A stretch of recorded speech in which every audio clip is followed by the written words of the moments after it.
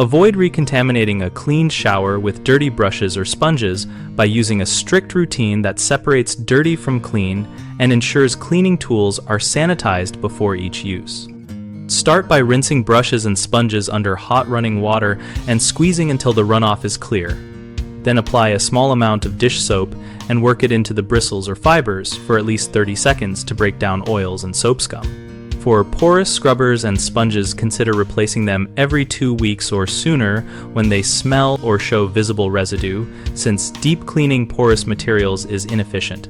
Keep a labeled container for clean tools and a separate one for used tools, so you never grab the wrong item in the moment. Store clean brushes bristle up to air dry and sponges on a draining rack so moisture does not linger.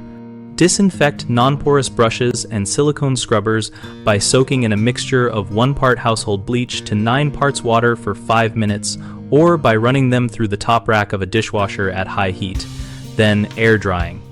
Launder microfiber cloths after each use in hot water with a regular detergent and dry them on high heat or sun dry, which both kill most microbes and remove trapped grime. Finally, adopt a quick pre-clean step before deep cleaning. Spray the shower surface with a mild disinfectant, let it sit for the recommended contact time, then use only the freshly cleaned or new tool to scrub so you do not drag contaminants back onto the surface. Common mistakes include reusing a damp sponge that looks clean but is saturated with trapped grime and bacteria, which you avoid by replacing porous sponges frequently and drying them completely between uses. Another issue is storing tools in closed containers or on flat surfaces where moisture accumulates, leading to microbial growth. Switch to open draining racks and hang brushes bristle down or bristle up depending on design so air circulates.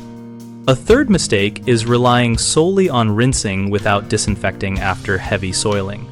So when residue is visible or after cleaning a particularly dirty area, follow rinsing with a disinfectant soak or a dishwasher cycle to ensure pathogens and biofilm are removed. BigHomeProjects.com connects homeowners with local contractors and provides a discussion community where we share real user experiences and practical tips related to tool hygiene and cleaning projects. We help contractors find work by giving them visibility and a place to answer homeowner questions and showcase their approach to cleanliness and safety.